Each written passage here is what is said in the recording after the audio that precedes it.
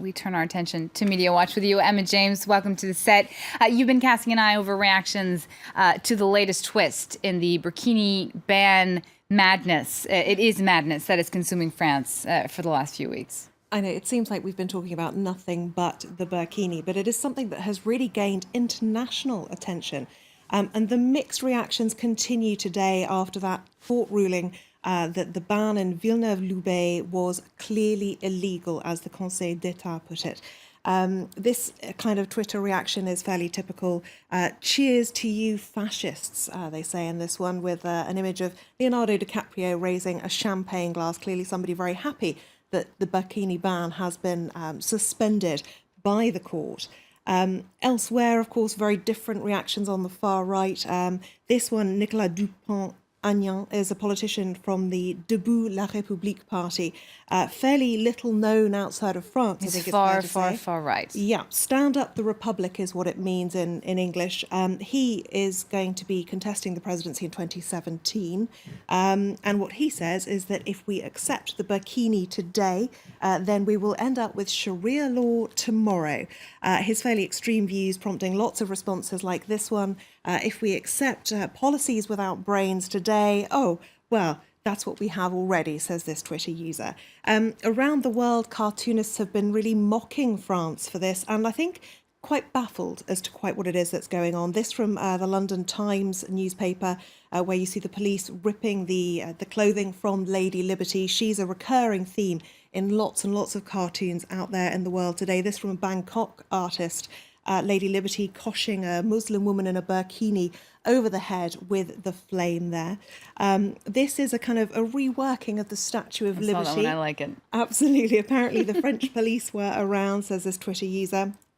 And this one from another British cartoonist, the burkini police, according to Matt, you must remove the socks from under your sandals. I guess they're talking to a British man. It is something of a British faux pas when it comes to summer fashions, that one. This from a French cartoonist, because they are mocking this story just as much as everyone else around the world. And the lady in the bikini, not the burkini, says, yes, I'm freezing, but I didn't want to be reported for wearing an ostentatious outfit. Now, that word ostentatious is one that's been used by critics of the burkini, saying that it is an ostentatious religious symbol, and that is why it shouldn't be seen on France's beaches. That's their argument at any rate.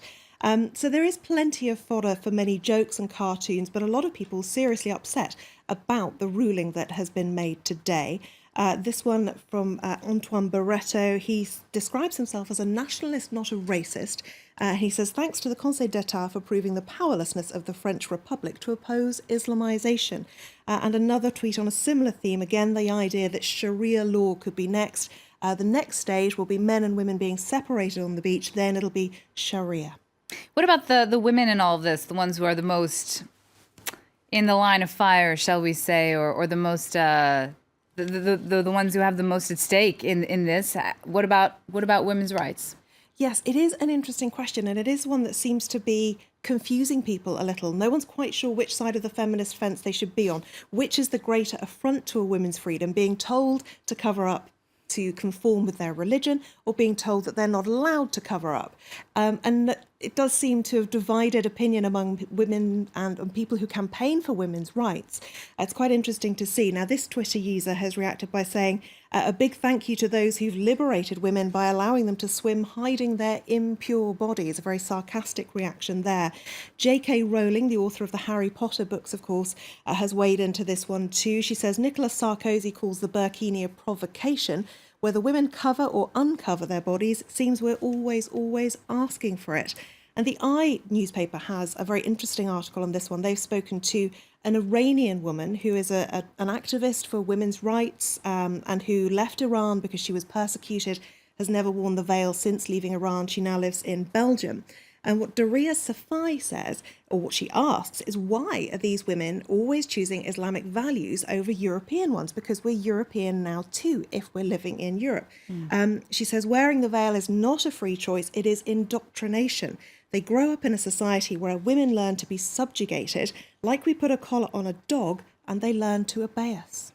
I think the issue of, who decides what a woman really wants? You know, does she even decide what she really wants? I mean, that's just a kind of a discussion that has no end. I mean, if you don't believe women when they say, I want to wear this, Absolutely. then Well, who are you going to believe? I on the mean, when other are you going to side start? of the sort of the Muslim women's rights campaigners, you've got Malala Yousafzai, the Daily Beast, tweeting this quote from her today: "If a woman can go to the beach and wear nothing, then why can't she also wear everything?"